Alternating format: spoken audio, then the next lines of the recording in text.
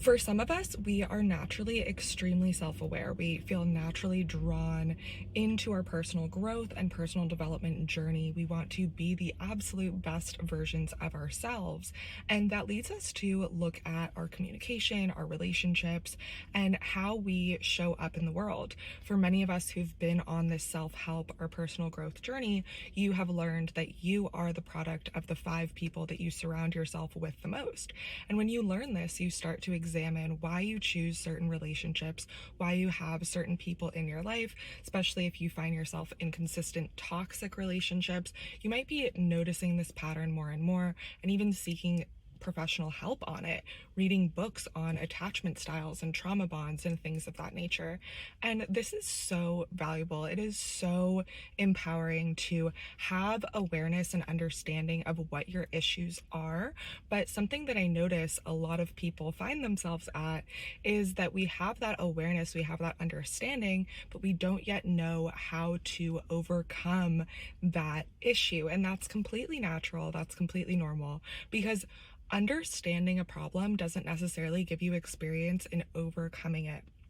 And when we look at our attachment styles, a question that I get all the time is like, if I have an avoidant attachment, what do I do in order to fix that?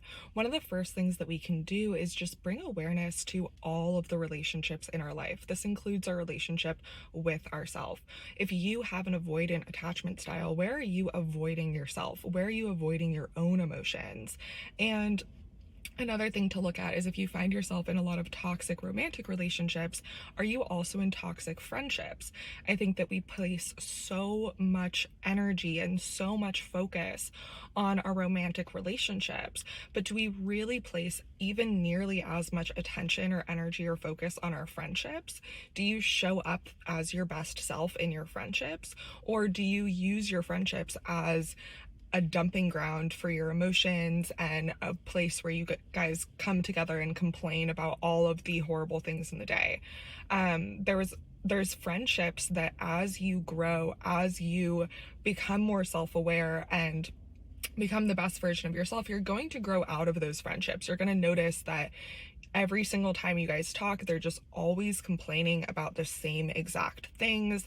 And for someone who chooses to see patterns, to recognize and use their self-awareness in order to create their best life, you're going to get naturally fed up with that. You're going to naturally drift apart from that person. It doesn't mean that that person is wrong or bad. It doesn't mean that they need to be exactly like you. And you can definitely uphold friendships with people that have different values or different mindsets. But if you are someone who wants to rise into their greatest potential, then you get to surround yourself with people who also want to rise into their greatest potential, who are also willing to recognize their own patterns, to look at their relationships with themselves, who are in a journey of working on themselves and don't harbor a toxic internal relationship. So what does a toxic internal relationship look like? It looks like a relationship that is way too harsh or way too critical. No matter what you do, you don't enjoy it. No matter what you achieve, you can't celebrate it. You're just constantly being so harsh and critical on yourself. You're constantly beating yourself up. You're constantly moving the benchmark so that you can never actually feel that joy and that happiness that you deserve to feel.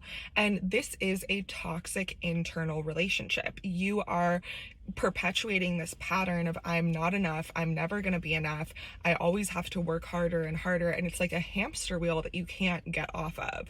And as soon as you are able to stop your own internal toxicity and actually create harmony, the sooner you're able to actually experience that in your external world as well. So harmony internally looks like celebrating yourself for every single step, whether it is amazing or whether it's not, whether the world would celebrate it or not. Like, I can celebrate myself for completing a project, even if the project doesn't necessarily do well according to the world's standard yet. Even if I don't make a lot of money off of that project, I can still be proud of myself because it got me one step closer to where I want to be.